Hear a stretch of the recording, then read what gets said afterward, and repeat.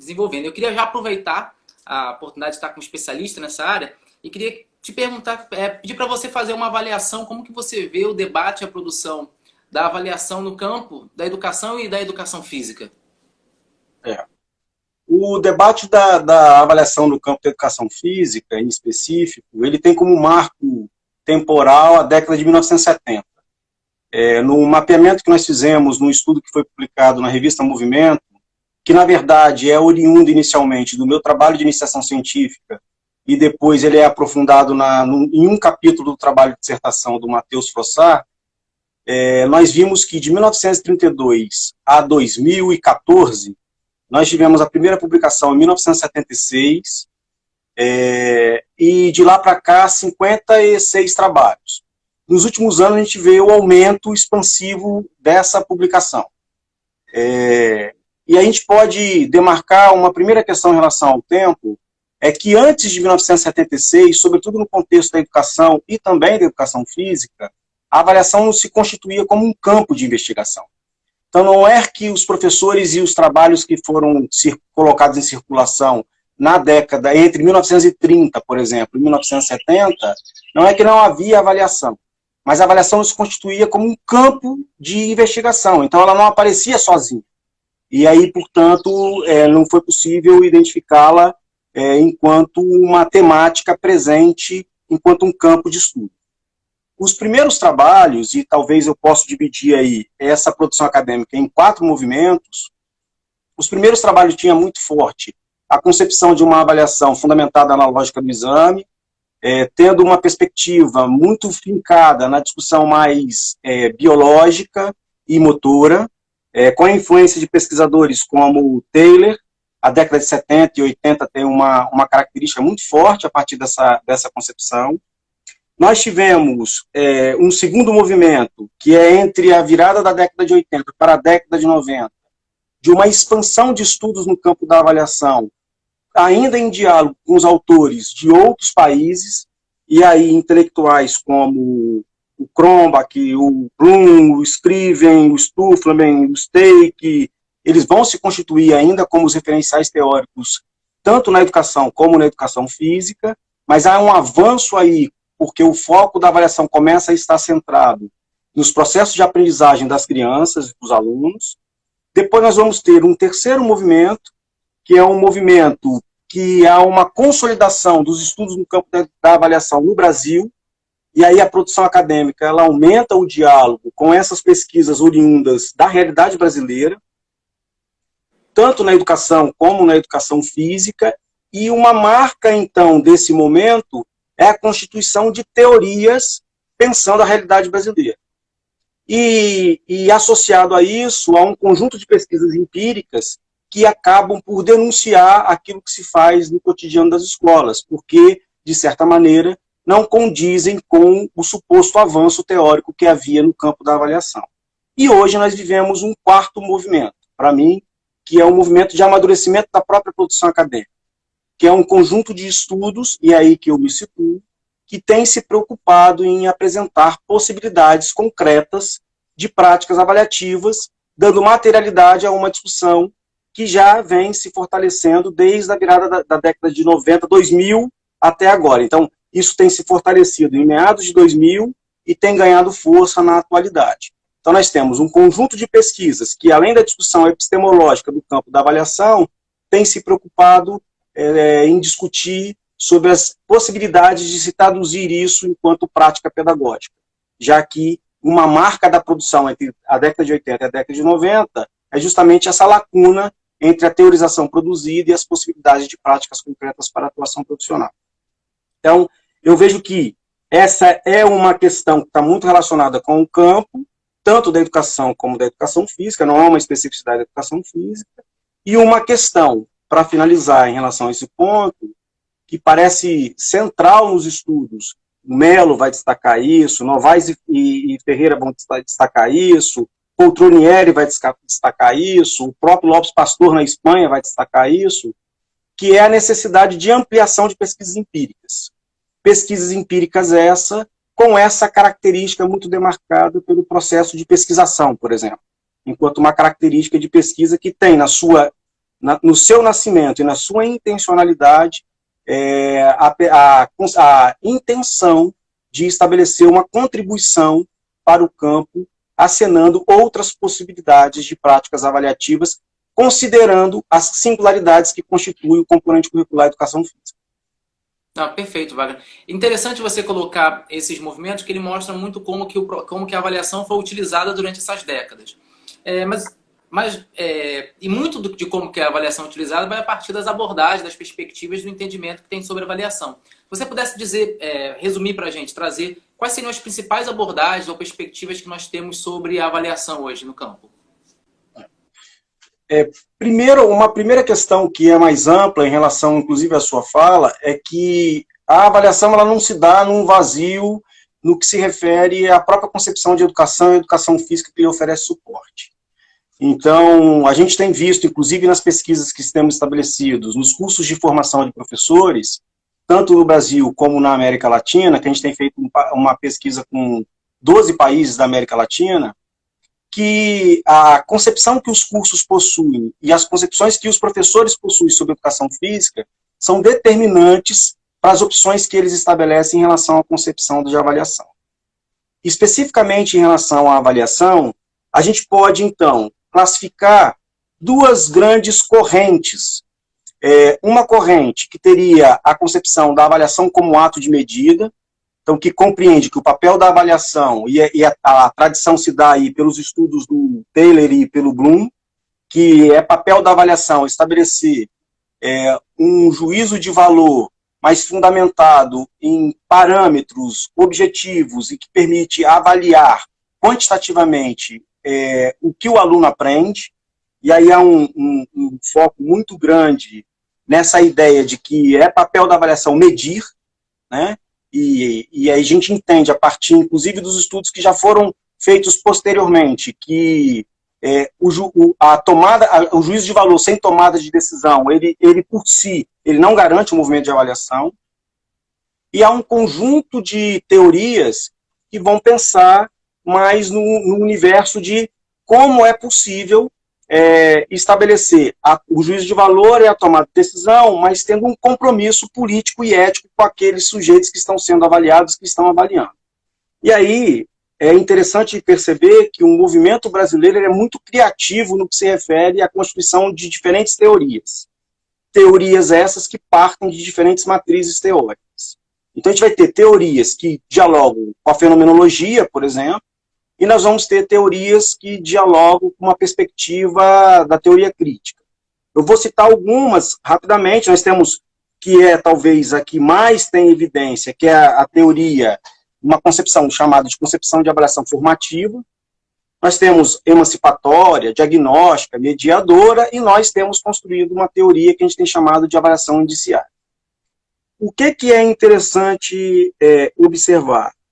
Que em outros países, essa classificação, por exemplo, Fernandes vai fazer uma classificação em Portugal, assim como vai ter uma classificação que é feita na Inglaterra, que divide as teorias em duas grandes correntes.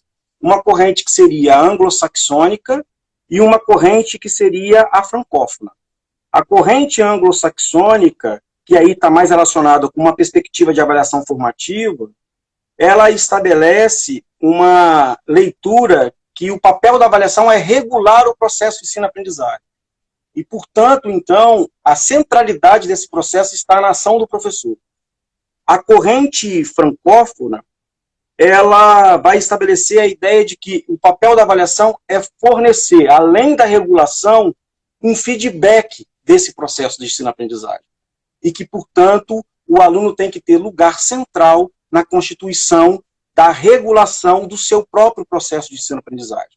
E que, portanto, ele precisa ser formado para isso. Então, isso traz uma outra dimensão. E é interessante observar, por exemplo, na tese do Marciel, que foi sobre avaliação na educação infantil, avaliação na educação física na educação infantil, o que a gente viu? Que as teorias que constituem a discussão sobre avaliação na educação infantil, elas estão extremamente arraigadas na corrente anglo-saxônica. Então, elas desconsideram a própria ideia do aluno como protagonista do seu processo de ensino-aprendizagem. muito em virtude, inclusive, da própria concepção de criança que se tem, que se estabelece em relação com esses sujeitos. E acho que isso dá um panorama. E por que há essa diversidade no Brasil? O Brasil não segue meio que uma discussão internacional. Porque essas teorias, elas também são construídas considerando a realidade que constitui o sistema educativo de cada país. E o sistema educativo brasileiro, ele tem uma particularidade muito grande, porque, diferente de outros sistemas educativos, a avaliação, ela está centrada sobre a avaliação na relação com a promoção do aluno, está centrado na prática do professor. Isso fez com que também no Brasil a gente tivesse um acúmulo muito grande de discussão sobre a avaliação do ensino e aprendizagem. Quanto em outros países, como Portugal, Reino Unido, há um quantitativo muito maior de discussão sobre as avaliações de larga escala, sobre as avaliações de sistema, porque são elas que muitas vezes conferem a certificação desses alunos, inclusive a sua progressão durante o percurso do processo de ensino. Então é muito interessante perceber e compreender como isso se dá no cenário internacional.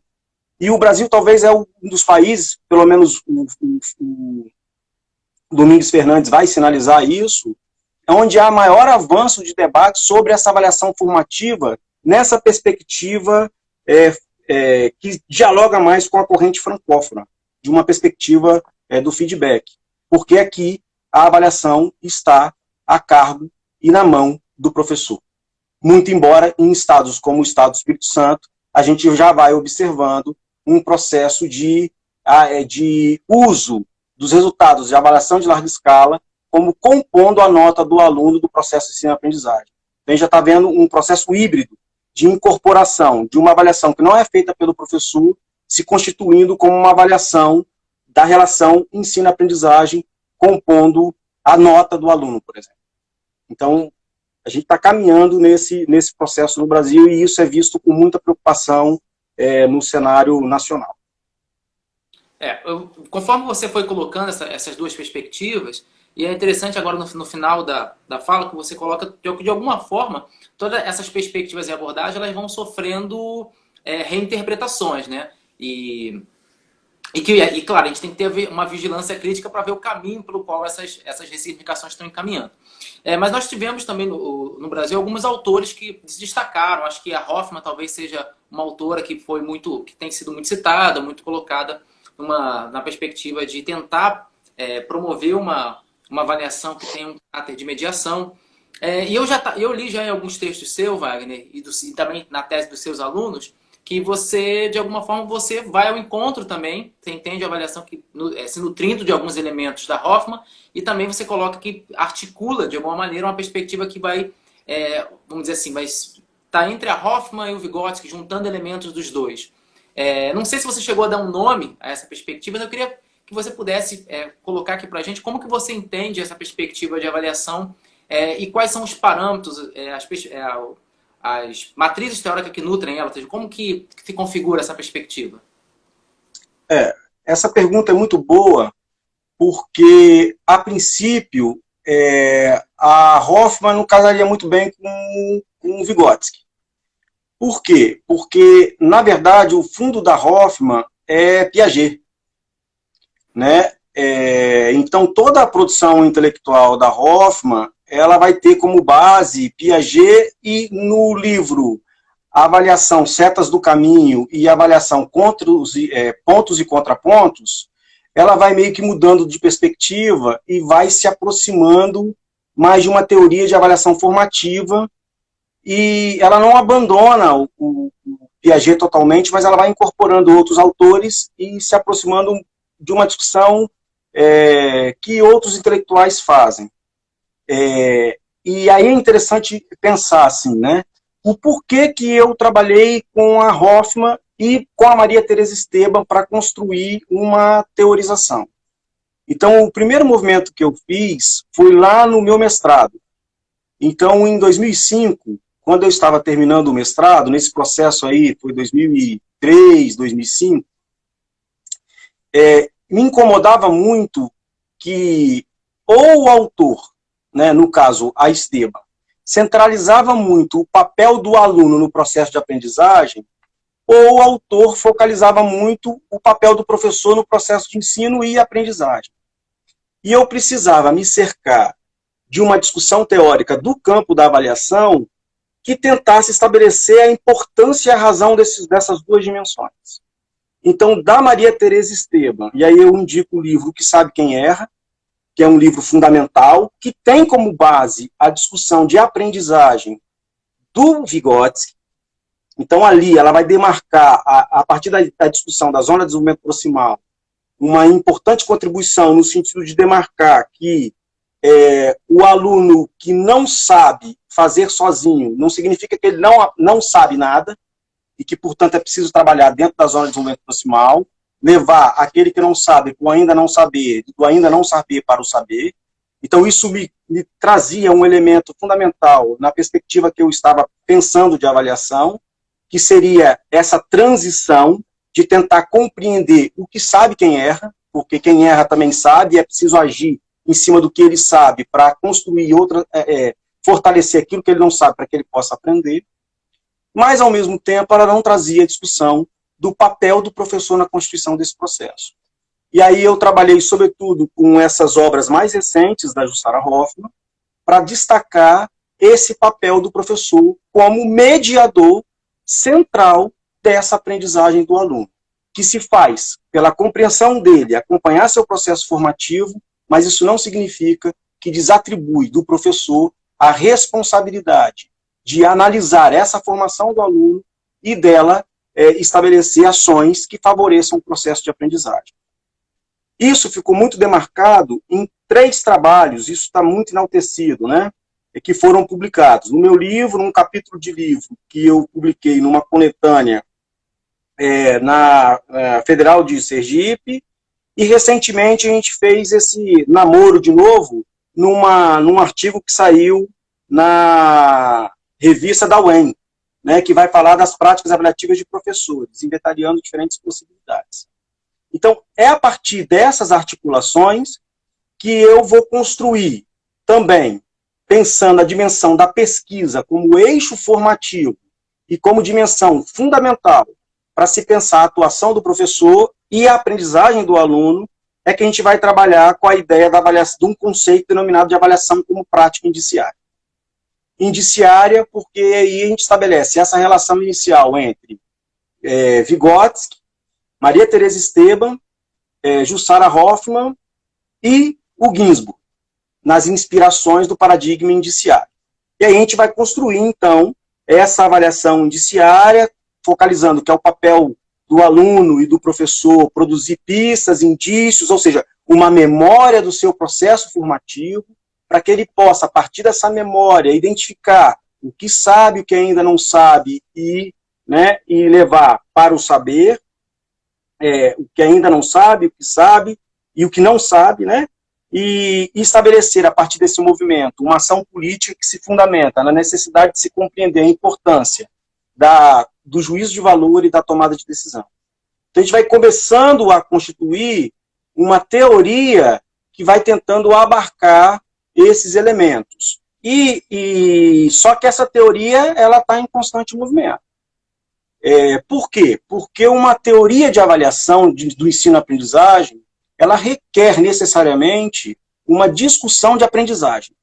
Ela requer necessariamente uma compreensão de como a gente entende conceitualmente a aprendizagem e o aprender. Então, nesse primeiro momento, eu trabalhei muito com Vygotsky, a partir da ideia dele, da compreensão dele de aprendizagem.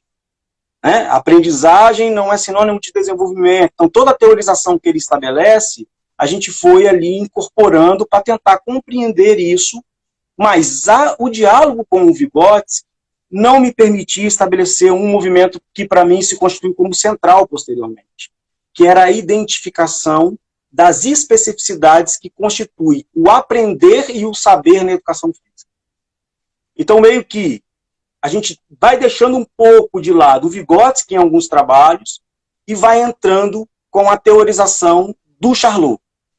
Porque a partir da ideia das figuras do aprender, e da ideia de que só há aprender na relação com o saber, ou seja, o sujeito é o foco do processo de aprendizagem, ele precisa ter relação com o conhecimento. Conhecimento esse que o Charlot divide em 3 dimensões, que ele vai chamar de saber-objeto, que são aprendizados de saberes que estão materializados em livro, em filme, ou seja, materializados em um objeto. O saber de domínio, que é aquele saber que você domina corporalmente, precisa aprender e dominar corporalmente, e o saber enunciado, que é aquele que você precisa ser verbalizado. E aí, qual é a grande questão? A educação física, como os demais componentes curriculares, ela trabalha com as 3 dimensões de saberes propostos pelo Charlot, que ele vai denominar de figuras do aprender. Mas ela tem uma particularidade, porque ela é uma disciplina que ela tem a dimensão que a gente denominou em alguns estudos do fazer com, ou seja, ela tem uma dimensão da prática.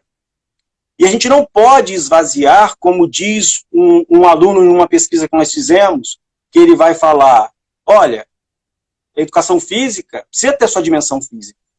Então, qual é o entendimento que temos de física? É um físico cultural, mas é um físico corporal. Então, muitas vezes, a educação física, ela entra pelo saber de domínio e dele ela possibilita a construção de saberes objetos. Isso eu vou falar mais à frente um pouco, quando a gente for lidar especificamente aí com os instrumentos avaliativos que a gente foi constituindo dentro dessa perspectiva. Então, a teorização do Charlot, ela nos possibilitou destacar que a educação física, ela é um componente curricular, que a Anne-Marie Chartier vai falar que é um componente curricular que não tem caderno, e que esses componentes curriculares que não possuem caderno de registro, eles inclusive sofrem por uma determinada hierarquia dos saberes escolares. E meio que eu vou provocar um pouco uma reflexão em relação a isso, dizendo, mas a culpa dessa hierarquia não está na educação física, mas está no processo histórico de constituição da escola e dos saberes escolares que a escola valoriza. Então, perguntar se o aluno acha que a educação física é importante, e se ele gosta de educação física, mas se ele acha que ele é importante, diz tudo, mas não diz nada, porque o grau de importância que o aluno atribui à educação física e o aprendizado que ele estabelece à educação física tem relação direta com os saberes que a escola valoriza ao longo da sua história. Então, pensar uma teorização que nos garanta da visibilidade e especificidade da educação física foi algo que a gente compreendeu que não poderíamos abrir mão. Ao mesmo tempo, a gente foi alargando essa discussão, estabelecendo um segundo movimento, que seria de pensar que, até então, as teorizações com as quais nós trabalhávamos, e a incorporação do Charlot, ela nos permitiu deslocar a pergunta sobre o que o aluno aprende para o que o aluno faz com o que ele aprende. Então, essa dimensão da relação com o saber, ela é fundamental e ela traz uma série de implicações para se pensar as práticas avaliativas dentro do contexto da escola. Porque não basta tomar como referência aquilo que foi ensinado e aquilo que o aluno responde do que foi ensinado. É preciso garantir possibilidades que o aluno nos demonstre o que ele consegue fazer com aquilo que ele foi ensinado. De que maneira que isso pode atravessar a sua vida e ampliar as suas leituras em relação às próprias práticas corporais que constituem os saberes ensinados pela educação física. Tem uma passagem que nós várias vezes já estabelecemos, do próprio Charlot, no livro do Charlot, que ele vai falar o seguinte: um aluno, ele consegue aprender natação lendo um livro? Aparentemente a gente vai falar, não, ele consegue aprender natação lendo um livro, mas dificilmente ele aprenderá a nadar. Porque são saberes diferentes, têm fontes diferentes, elas têm concepções diferentes, naturezas diferentes. Então, o fato de eu aprender a dança lendo um livro não significa que eu, com isso, aprendo a dançar. E, ao longo da trajetória histórica da educação física, me parece que a gente fez um importante trabalho de querer demarcar a nossa igualdade perante os demais componentes curriculares. Mas aquilo que justifica um sujeito, ou aquilo que justifica uma disciplina dentro do rol de diferentes disciplinas que estão em disputa dentro do currículo, não é só a sua igualdade. mas a demarcação da sua diferença. Porque a diferença, ela abre a possibilidade de você dizer, eu estou aqui porque eu ensino aquilo que constitui as práticas culturais imateriais, que são dança, jogo, esporte, que muitas vezes estão deixando de serem vivenciadas, de existir, de perpetuar ao longo da história, e que, portanto, estão deixando de ser aprendidas pelas crianças, pelos jovens, e nós temos uma grande importância na manutenção desse patrimônio cultural e imaterial. E essa é a nossa grande marca. Mas como olhar para ela considerando essa singularidade, considerando nessa singularidade as práticas avaliativas? Então, essa é um grande dilema e esse é uma grande questão que tem me inquietado na construção de inúmeros trabalhos aí e que a gente vai pensando nas práticas avaliativas no contexto da educação física.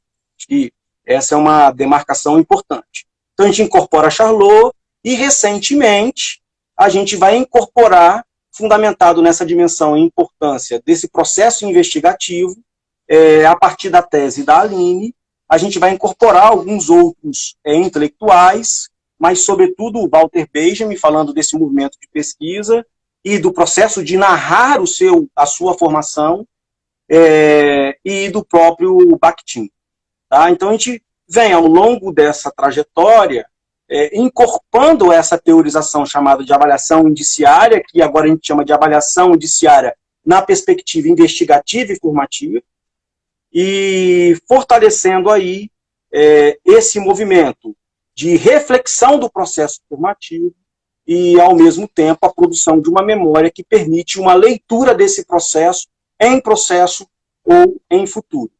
Que aí tem uma série de pesquisas que a gente faz depois de 9 anos de escolarização, acompanhando 9 anos de escolarização, ou seja, tem um trabalho interessante, inclusive, nós publicamos agora, você também publicou um artigo na Humanidades e Inovação, e nós publicamos lá um artigo que vai discutir o avaliar na educação física com alunos com 9 anos de escolarização, produzindo eles, inclusive, uma releitura dos seus processos de formação com a educação física, considerando esses 9 anos de formação, tendo como centro a avaliação.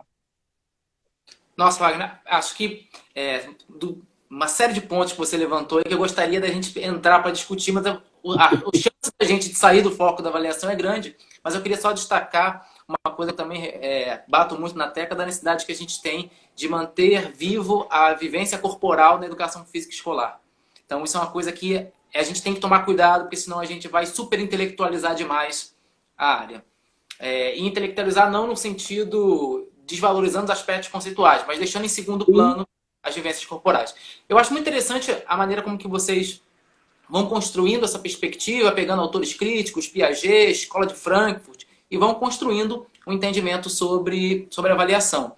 Eu acho que você já deixou aqui uma série de dicas de locais e autores para a gente se apropriar, para todo mundo que está escutando aqui poder aprofundar. Mas eu queria te fazer uma pergunta que nos trouxesse para o campo mais prático, de que alguém que vai estar participando aqui agora, nesse momento de discussão, e aí eu vou lembrar algo que aconteceu comigo, que muito do que eu, quando comecei a estudar métodos de ensino, foi baseado em perguntas, que alguns autores portugueses chamam de pergunta de criança. Um aluno perguntava, professor, o que é uma aula boa? O que eu faço para fazer uma boa aula?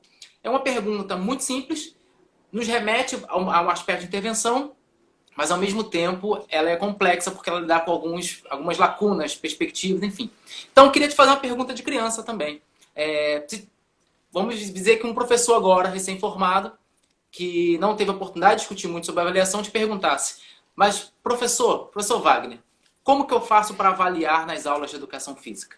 O que você diria de uma perspectiva mais prática, pensando a intervenção?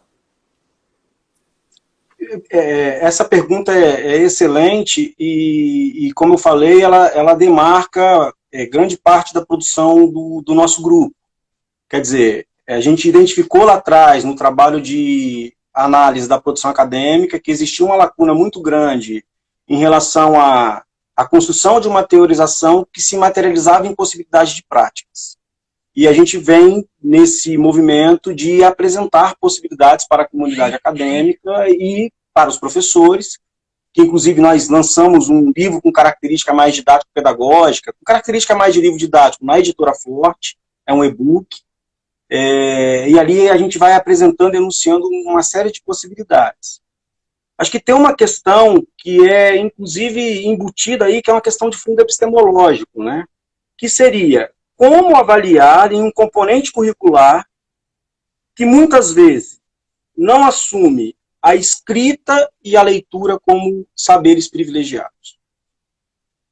Como estabelecer possibilidades avaliativas que garantam essa apropriação do aluno, que muitas vezes pode se dar corporalmente, e a sua ampliação de maneira cognitiva em objetos saberes. Ou seja, a gente meio que faz muitas vezes o movimento inverso. A gente vai das nossas experiências corporais para a tradução delas em saberes objetos. Ou seja, a gente transforma nossas experiências em uma narrativa que é por meio de um desenho, por meio de um rap, por meio de um grafite. Então, a gente traduz de uma maneira diferente esse saber e esse aprendizado.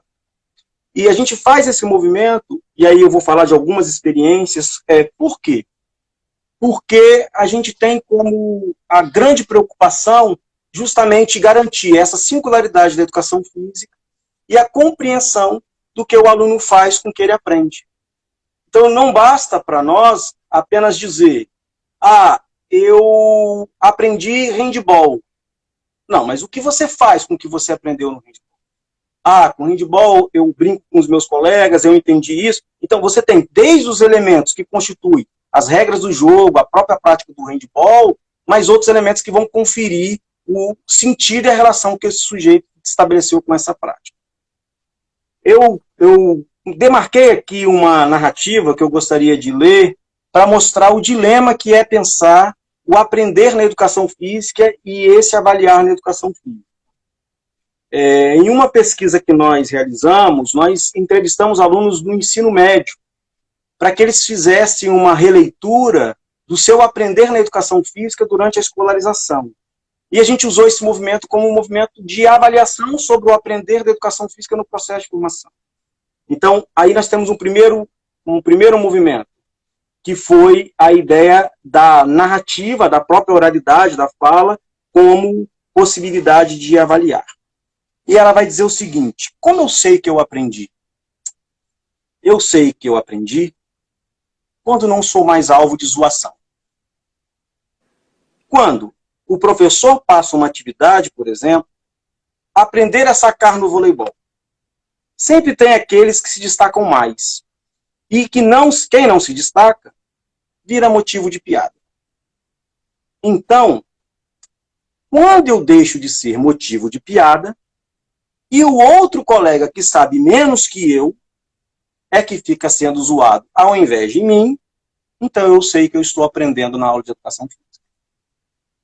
Isso nos remete à necessidade de ter o cuidado com esse tipo de coisa que muitas vezes é tão comum nas nossas aulas, mas também remete àquela ideia num sentido negativo, mas também remete àquela ideia da zona de desenvolvimento proximal.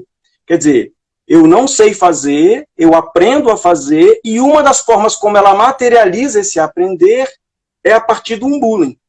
Né? Ou seja, quando eu deixo de ser a piada e o outro passa a ser a piada em relação não sendo eu sei que eu aprendi na aula de educação física.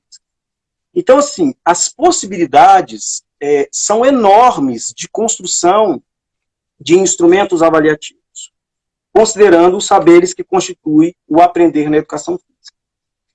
A gente pode dividir conceitualmente esses instrumentos em 3 naturezas, que a gente chama de autoavaliação, se considerando o agente, de heteroavaliação, a autoavaliação, o sujeito se autoavaliando.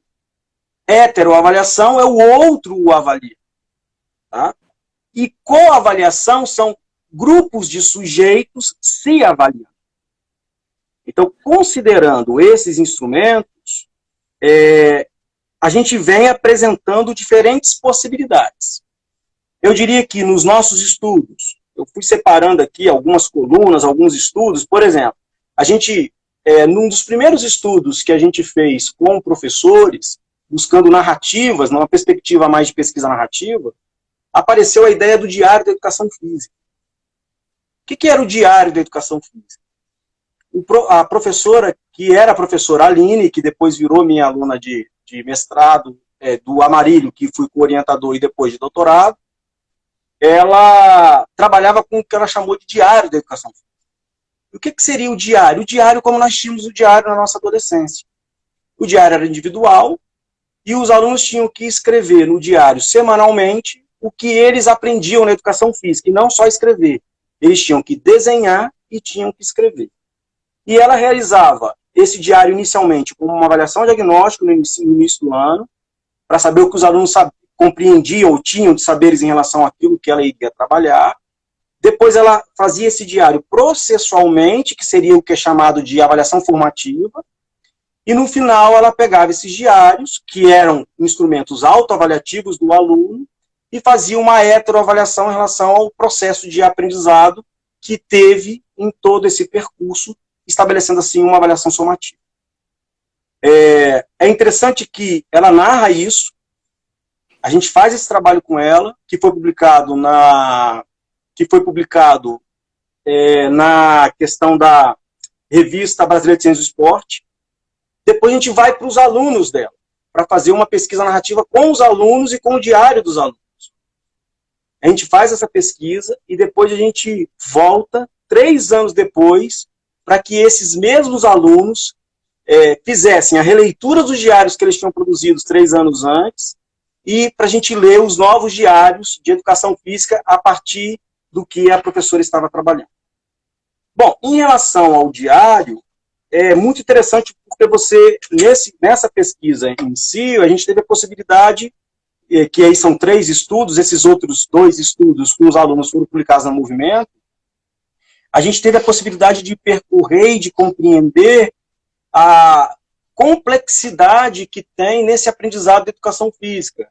Então, no desenho, por exemplo, teve um aluno que falou que o que ele mais gostou de aprender na educação física foi o handball e o futsal, o futebol, e a primeira narrativa dele é muito rudimentar. E o desenho dele é uma pessoa em campo, um retângulo e uma bola. 3 anos depois, quando a gente volta, o desenho dele tem o retângulo, tem a trave, tem a marcação do gol, tem o centro, tem a marcação do centro, tem tantos de um lado, tantos de outro, e nas descrições, ele não simplesmente fala que gosta do futebol, ele fala o porquê gosta, ele traz elementos desse aprendizado em relação à regra, inclusive, e ele fala da relação que ele estabelece com a professora Aline.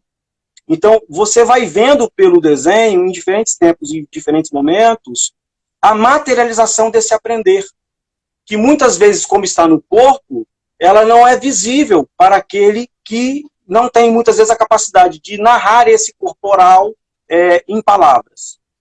Um outro diário, que seria um outro trabalho que a gente fez com o diário, foi a ideia do diário coletivo. Deixa eu só e esse diário coletivo... Pode falar. A ideia dos diários é semelhante a um portfólio? Não é... Pode-se montar um portfólio, mas eu vou dar um exemplo aqui concreto e vou pedir permissão para fazer uma leitura de um diário de um dos alunos, que acho que vai ficar mais claro. O diário é de uma aluna do 5º ano, e a gente fez uma pergunta para o diário, e esse diário era coletivo. Então, cada semana, um aluno levava o diário para casa para responder, era uma coavaliação, porque quando voltava ele tinha que avaliar o que o colega escreveu, e ao mesmo tempo ele tinha que escrever as suas avaliações em relação às aulas de educação física. Então, a gente fez um texto: caro aluno, gostaria que narrasse sua relação com seus colegas, professor, e como isso, né, demarca as suas aulas de educação física. Aí a aluna escreveu: Eu estudo na Escola Estadual de Ensino Fundamental e Médio, no município X. E na sala que eu estudo, tem vários alunos bagunceiros, que desrespeitam o professor e principalmente de educação física. Esses alunos são muito, mas muito indisciplinados e fazem muita, mas muita bagunça. Mas vamos dizer que 1/4 da sala são bons. E eu não posso dizer que eu sou boa, assim, mas por mim eu sou mais ou menos. Ou seja, de 100% eu sou 75%.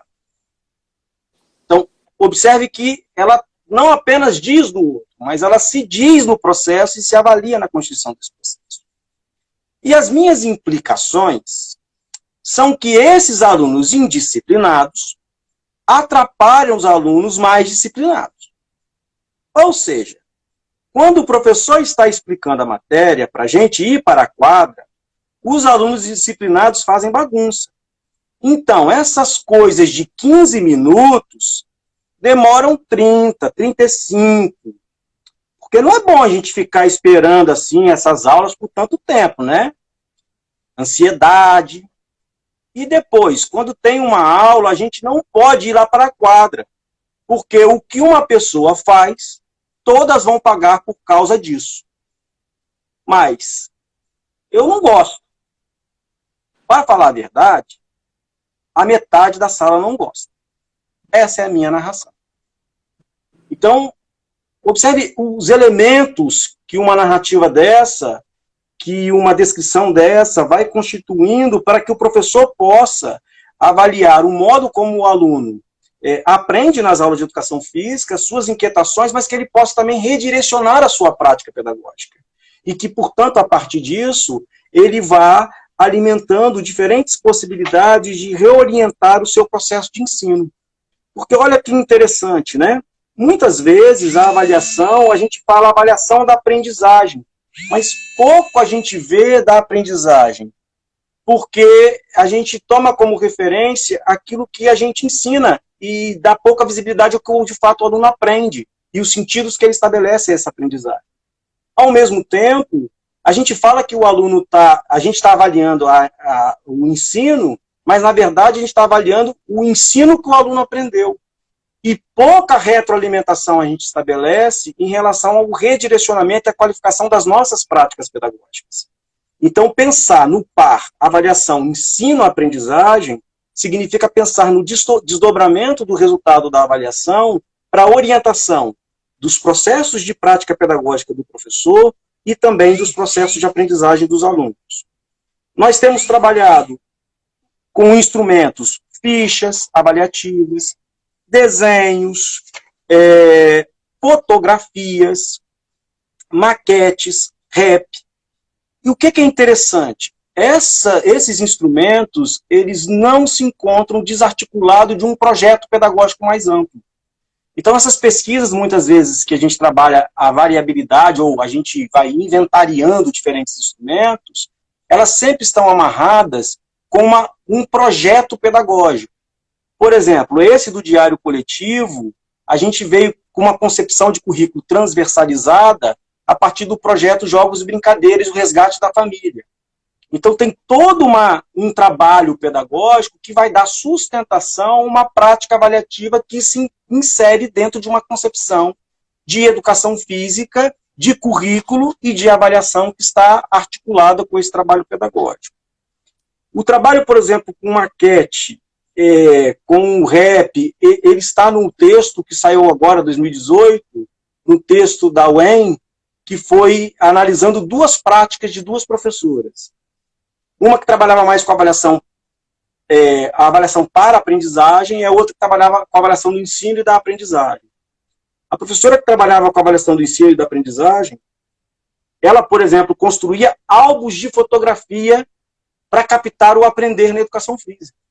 Então, em diferentes momentos, ela ia fotografando os alunos e ia guardando essas fotografias em álbum. E depois ela pedia para que os alunos se avaliassem em relação ao que eles aprenderam corporalmente na aula de educação física. E isso ela ia fazendo um portfólio com esses diferentes aprendizados. No trabalho da linha de doutorado, isso os alunos estavam no segundo e no terceiro ano de ensino fundamental. No trabalho da linha de doutorado, a gente volta para conversar com esses alunos agora no 9º ano do ensino fundamental, para que eles pudessem estabelecer uma releitura desse aprender e de como era a avaliação para eles naquele momento e como é hoje, né? Agora saindo do ensino fundamental. E o que é interessante, por exemplo, que o trabalho da professora ele era fundamentado numa perspectiva de trabalho de projetos. E os trabalhos da maquete, que ela usava, inclusive a maquete como possibilidade de avaliação, ela construiu porque ela tinha um aluno cego na turma. E o grande dilema dela era como eu posso fazer esse aluno aprender o que se faz na educação física. E a proposta dos outros alunos foi, professora, por que a gente não faz as maquetes em massinha de como é a ginástica na educação física, de como é o futebol na educação física? Então ela trabalhava com relevos e com texturas, para que esse aluno pudesse, pelo tato, compreender como é que se dava a dinâmica dos jogos e pudesse, a partir daí, ser inseridos nesses jogos.